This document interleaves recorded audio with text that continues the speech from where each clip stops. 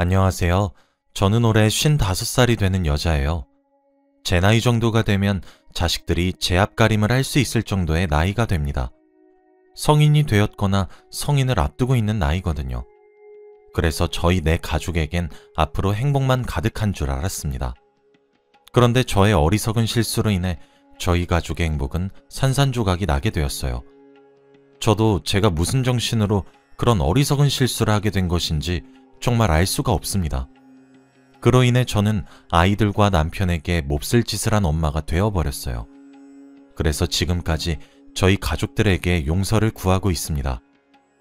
몇 년 전에 비해서는 많이 나아졌지만 그래도 상처를 받았다는 사실은 변함이 없는 것 같습니다.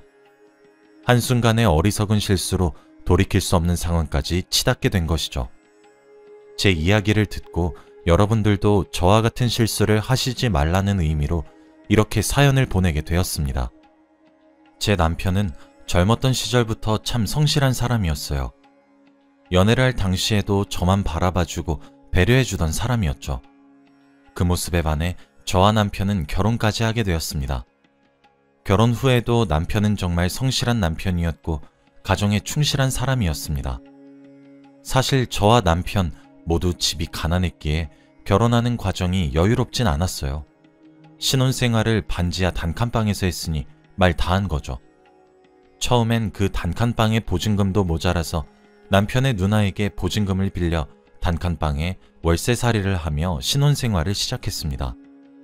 지금은 번듯하고 유명 브랜드 아파트에 살고 있으나 여기까지 오기에 참 많은 시간이 걸렸어요. 남편은 성실함이 무기였던 사람이었고 이날 이때까지 한 번도 소홀히 살지 않았습니다. 매일 새벽같이 기상해서 회사로 출근을 했고 항상 늦은 밤이 되면 집으로 돌아왔죠. 그럼에도 불구하고 하나뿐인 마누라가 힘들지도 모른다며 가사일도 많이 도왔어요. 그렇게 저희는 참 행복했습니다. 당연히 아이들도 낳았고요. 지금은 첫째인 아들은 대학에 입학을 한 후 1년 정도 다니고 군대에 가 있고 둘째인 딸은 고등학교 3학년인 수험생입니다. 제 어리석은 실수는 지금으로부터 3년 전으로 거슬러 올라가요. 첫째인 아들은 대학에 보내기 무섭게 딸아이가 고등학교에 입학하는 나이가 되었습니다. 아들은 대학에 입학하니 정말 고삐가 풀린 망아지처럼 술을 퍼먹고 밤 늦게까지 놀며 집에 잘 들어오지도 않았어요. 사내 아이라 큰 걱정은 하지 않았지만 적당히 해라 주의만 줄 정도였죠. 그쯤엔 딸아이도 고등학교에 입학을 하더니 독서실을 가겠다 하더라고요. 학원에 독서실까지 가는 딸아이는 항상 밤 12시나 돼서야 집에 들어왔어요. 저는 전업주부여서 새벽같이 일어난 남편을 출근시키고 그 뒤에 딸아이를 등교시키고 나면 밤이 늦을 때까지 집에 혼자 있어야만 했습니다. 아들놈은 어디에 퍼질러져서 놀고 있는 건지 알 수도 없었죠. 간혹 아들이 집에 있다고 하더라도 오후 내내 침대에 누워 자기만 했기에 제가 혼자 있다는 사실은 다를 바가 없었습니다. 그렇게 쳇바퀴 같은 시간을 보내고 나니까 점점 사람이 우울해지더군요. 무엇을 해도 기운이 없고 집에 혼자만 있다는 생각을 지울 수 없을 때가 되었을 쯤에 저는 동호회에 가입했습니다. 적적함을 채우기 위해서 말이죠. 남편도 제가 동호회에 가입한다는 소리를 듣더니 너무 좋다며 잘된 것 아니냐며 함께 기뻐해 주었습니다. 동호회에 가입을 하고 싶어도 제가 할 줄 아는 것이 아무것도 없더라고요. 이 나이가 되도록 집에서 살림만 하고 살았으니 뭐 할 줄 아는 것이 있어야죠. 제게 있는 것은 건강한 두 팔과 다리뿐인 것을요. 그래서 저는 만만해 보이는 등산 동호회에 용기를 내어 가입을 하게 되었습니다. 막상 낯선 사람들이라고 생각을 했었을 땐 두려운 마음이 조금 있었는데 회식도 하고 얘기도 해보니 친구가 생긴 것만 같아 너무 재미있고 신이 나더라고요. 솔직히 먹고 사는 문제랑 애들 키우는 것에 바빠 이젠 주위에 남은 친구도 없었는데 너무 좋았습니다. 그렇게 저는 동호회에 점점 녹아 들어갔어요. 그런데 등산을 막상 해보니 등산 동호회를 제일 만만하게 생각했었는데 전혀 만만하지 않더라고요. 저는 제가 건강한 신체를 가지고 있어서 괜찮을 것이라고 생각을 했는데 등산 과정 자체도 참 험난하더군요. 나이가 나이인지라 까딱 미끄러지면 큰일이 날 수도 있고 그러니 겁도 나고 그랬습니다. 무사히 등산을 완료해도 다음날엔 끔찍한 근육통이 기다리고 있었죠. 그날도 그랬습니다. 여느 때와 다를 바 없이 동호회 사람들과 등산을 하게 되었는데 제가 젖어있는 나무 뿌리를 밟고 주르륵 미끄러진 적이 있어요. 엉덩방아를 찢고 말았죠. 그런데 일어나려는 과정 도중 발목이 찌릿하더니 삔 것 같더라고요. 그때 저희 동호회 회장님께서 제게 다가왔습니다. 괜찮냐 물으시곤 가방에서 압박붕대를 꺼내 제 발에 돌돌 감아주시고는 저와 함께 하산을 하셨죠. 동호회 부회장님께 다른 회원들을 맡기고 난 뒤 말이에요. 저는 회장님의 부축을 받으며 안전하게 산을 내려올 수 있게 되었고 그 뒤 바로 병원으로 향했습니다. 병원에서는 인대가 늘어났다고 조심하셔야 한다 하시며 응급처치를 참 잘했다 하시더라고요. 진료가 끝나고 난 뒤 저는 회장님께 감사하다며 인사를 드렸고 식사 대접을 하겠다고 했어요. 그때부터였습니다. 회장님과 저는 점점 사이가 가까워졌어요. 동호회 사람들을 통솔하고 이끄는 리더십이 있는 모습도 너무 멋있게 느껴졌거든요. 제가 한번 크게 다칠 뻔했기 때문인지 그날 이후 참석하는 등산에는 저를 항상 살펴봐주는 세심함에 크게 감동했어요.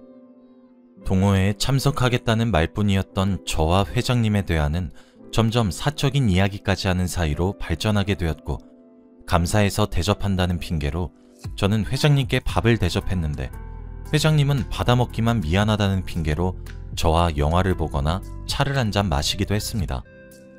그렇게 단둘이서 시간을 보내면 보낼수록 저는 회장님과 제가 참 잘 맞는 사이란 생각밖에 들지 않았어요. 그렇게 저는 넘지 말아야 할 선까지 넘고 말았습니다. 저는 회장님과 시간을 보내고 집으로 돌아오면 어느 순간부터 남편의 성실하고 저만 바라봐주는 행동들이 점점 숨이 막힐 것처럼 다가오더라고요. 그런데 점점 하기 싫어졌어요. 남편은 갑자기 변한 제 태도에 상처를 받았는지 왜 그러냐 몇 번 넌지시 물어왔지만 대답조차 하기 싫었고 그런 남편의 모습이 참 질렸고 귀찮았으며 지긋지긋하다는 생각까지 들었어요. 2주에 한 번씩 만나던 회장님과의 만남은 점차 그 만남의 횟수가 늘어났고 어느샌가 이틀에 한 번꼴로 만나게 되었어요. 회장님은 참 매력적인 사람이었습니다. 저는 그런 회장님께 점점 빠져들게 되었고 금지된 사랑이 주는 짜릿함과 스릴감에 점점 중독되어 가고 있었죠. 그때는 제 스스로 멈춰지지도 제어도 되지 않았던 것 같아요. 그래서였을까요? 제 심경의 변화를 가장 빨리 눈치를 챈 사람은 다름 아닌 제 남편이었습니다. 남편은 어느 순간부터 제게 동호회를 그만둬달라는 말을 종종 하곤 했어요. 금슬이 좋아 싸워보지도 않은 남편과 싸움을 하기 시작했죠. 남편은 제게 언성을 높이지도 않았지만 저 혼자 화를 내고 소리를 버럭버럭 지르곤 했습니다. 남편은 그때마다 상처받은 듯한 눈으로 저를 빤히 쳐다봤지만 그런 눈빛조차 제게는 숨이 턱턱 막히는 듯한 행동이었어요. 남편이 제게 동호회를 그만두면 안 되겠냐 제안을 하면 할수록 저는 밖으로 나돌았고 그럴 때마다 회장님을 찾아가곤 했습니다. 맞아요. 제가 그때 잠깐 정신이 나갔었나 봅니다. 복에 겨워 소중했단 사실을 정말 몰랐어요.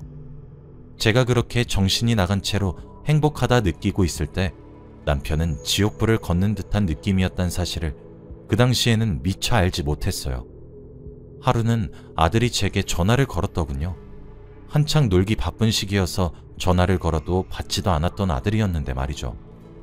전화를 받으니 울먹이는 목소리로 아들이 제게 말을 하더군요. 엄마, 아빠가 이상해 하면서 말이에요. 무슨 소리냐고 되묻는 아들은 집에 왔는데 아빠가 이상해. 지금 119에 신고해서 곧 있으면 구급대원들이 도착을 한대. 엄마도 바로 병원으로 와 라고 하더군요. 저는 정말 깜짝 놀랐고 바로 허겁지겁 남편이 실려간 응급실로 찾아갔습니다.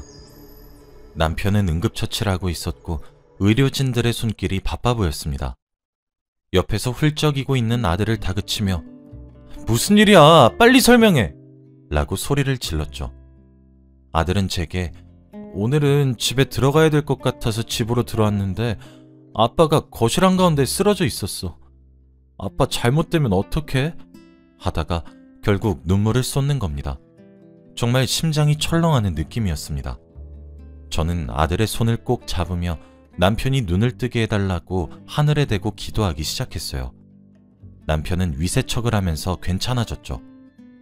의사 선생님이 말씀하시기를 만약 조금이라도 병원에 늦게 도착했다면 장담할 수 없었을 거라고 말씀하시더군요. 저는 안도의 한숨을 내쉬며 아들에게 병원에 있으라 말을 하고 집으로 돌아갔어요. 남편과 제 옷가지를 챙기기 위해서 말이죠. 집에 도착해보니 여기저기 아주 집안 꼴이 엉망이더라고요. 거실부터 먼저 정리를 하고 있는데 소파 밑에 종이 한 장이 떨어져 있었습니다. 그것은 유언장에 적을 내용들을 연습한 종이처럼 보였죠. 거기엔 남편의 진심이 적혀 있더라고요. 안녕하세요, 변호사님. 이렇게 연락을 드리게 되어 정말 죄송하게 생각합니다. 저는 아내와 이혼을 할 자신도 없고 앞으로 살아갈 자신도 없는 것 같아 이런 결정을 하게 되었습니다. 제가 처음에 말씀드렸던 아내와의 이혼 소송이 아닌 상간남에 대한 소송만 제기해 주시길 간곡히 부탁드려요. 그 정도는 해야 저도 저승 갔을 때 마음 편히 있을 수 있을 것 같거든요. 그렇게 받아낸 위자료는 저희 아들에게 전해주세요.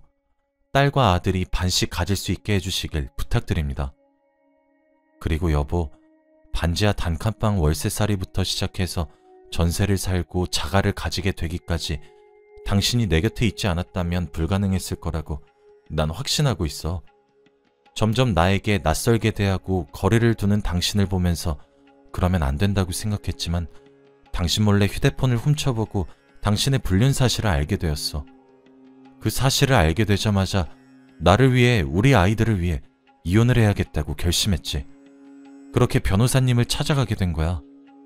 그런데 변호사님이 내게 처음 해보라고 하신 일이 그간에 있었던 결혼 생활을 요약해서 적으란 일이셨어. 그동안 결혼 생활하면서 나는 당신과 행복했고 아름다운 추억을 적을 수밖에 없었지. 그랬던 당신과 도무지 이혼할 수가 없었어. 그러니 내 선택을 이해해줘. 우리 딸과 아들아, 너희 엄마를 너무 원망하지 말았으면 좋겠어. 내가 조금 더 가정에 충실하게 살았거나 너희 엄마와 조금 더 많은 시간을 보냈으면 좋았을 텐데. 한 집안의 가장으로서, 너희들의 아빠로서 이런 어리석은 선택을 하게 된 것을 이해해 주길 바라고 너무 원망하지 말아주길 바란다. 모든 것이 부족한 아빠 탓이야. 너희들과 엄마를 외롭게 만든 내 탓이니 너희 엄마를 원망하지 말거라. 아빠가 많이 사랑해? 라고 말이에요. 그 편지를 읽어보니 남편은 이미 제 불륜 사실을 알게 된 지 한참 지난 것처럼 보였고 이혼 소송을 결심했으나 저를 너무 사랑해서 차마 그럴 수 없었기에 끊으려고 했었던 것 같았어요. 그래서 변호사님께 보내야 되는 유언장을 따로 연습한 것 같았습니다. 그 종이에 적혀진 짧다면 짧고 길다면 긴 편지들을 읽으니 그제서야 제 머리를 누군가 내려찍는 듯한 느낌을 받았어요. 내가 미쳤구나. 내가 정신이 나갔었구나. 그제서야 미친 듯이 후회가 밀려왔습니다. 내가 정말 무슨 짓을 한 건지 실감이 절로 나기 시작했죠. 집을 치우다 말고 저는 그 종이만 주워들고 다시 남편이 누워있을 병원으로 뛰어갔어요. 남편은 그 사이 정신을 차린 모양인지 일어나 있더군요. 항상 총기가 가득하고 선명하여 반짝반짝 빛이 나던 남편의 두 눈은 생기를 잃은 눈이었습니다. 아들은 어디로 간 것인지 보이지가 않더군요. 저는 남편에게 천천히 다가갔어요. 남편은 제 인기척을 느끼곤 저를 쳐다봤죠. 하지만 두 눈이 잠시 커졌을 뿐 이내 고개를 돌리더군요. 왜 그랬어? 라고 묻는 제 말에 남편은 여전히 묵묵부답이었습니다. 남편은 고개를 돌린 채로 저를 외면하고 있었어요. 저는 남편에게 천천히 다가갔고 남편의 손을 잡은 채로 말했어요. 여보, 내가 미안해. 내가 다 잘못했어. 라고 말이에요. 그제서야 저를 돌봐준 남편의 눈은 눈물이 가득했습니다. 일그러진 표정을 한 남편의 얼굴을 보니 점차 실감이 나더군요. 제가 몹쓸 짓을 했던 사실에 말이에요. 남편에게 저는 잘못을 사과하고 미안하다며 빌었습니다. 여보, 미안해. 내가 너무 미안해. 내가 미쳤었나 봐. 내가 정말 미안해. 그러니까 2번 다시 이런 선택하지 마. 제발 부탁이야. 이런 말이 얼마나 염치 없이 들릴 줄도 알고 뻔뻔한지 알고 있지만 나에게 한 번만 더 기회를 줘. 나 당신이 유언장 작성한 거, 연습한 거 봤어. 나 빨리 가정으로 돌아올게. 아니, 이미 돌아왔어.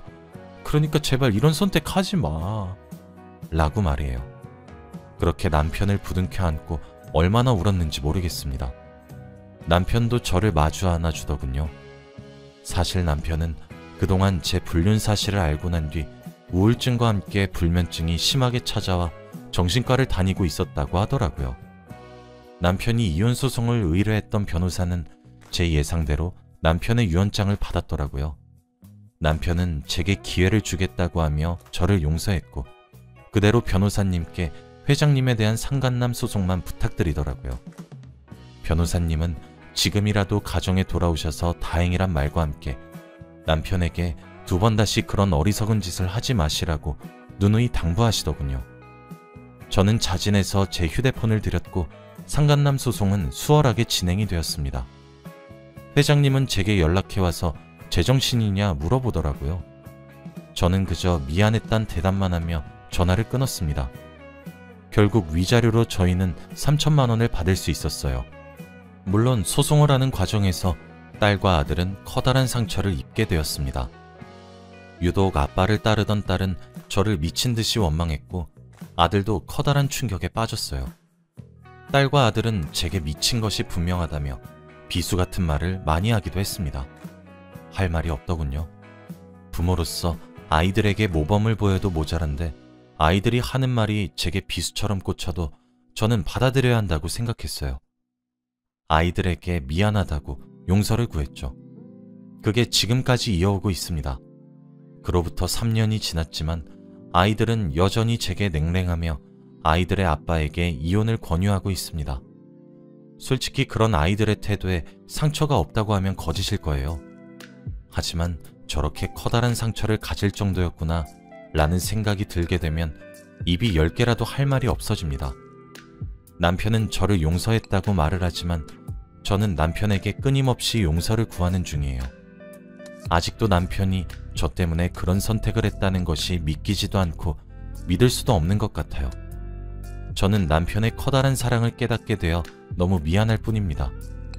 그리고 그런 남편을 참 많이 사랑하고 있어요. 물론 지금 당장은 아이들은 엄마인 저를 경멸하고 용서할 생각이 없어 보이긴 하지만 저는 그래도 아이들에게 용서를 계속해서 구할 생각입니다. 남편도 괜찮다고 말은 하지만 여전히 불안해하는 모습을 보이니 정말 미안할 뿐이고 남편에게도 제가 잃었던 신뢰를 다시 회복할 수 있게 정말 많이 노력을 할 생각이에요. 저는 정말 한순간의 쾌락과 즐거움만 쫓다가 편안하고 안락했던 행복을 잃게 되었어요. 여러분들은 저와 같은 실수를 하지 않으시길 바랍니다. 사랑하는 가족들이 저로 인해 상처받아 힘들어하는 모습을 보고 있기가 너무 힘이 들어요. 다행인 것은 남편의 우울증과 불면증이 그때에 비해 정말 많이 나아졌고 정상인과 다를 바 없어졌다는 사실입니다. 한없이 미안하기만 한 남편은 제게 가정으로 빨리 돌아와줘서 고맙다고 말을 하는데 참 이런 사람을 두고 제가 그렇게 몹쓸 짓을 했나 싶어요.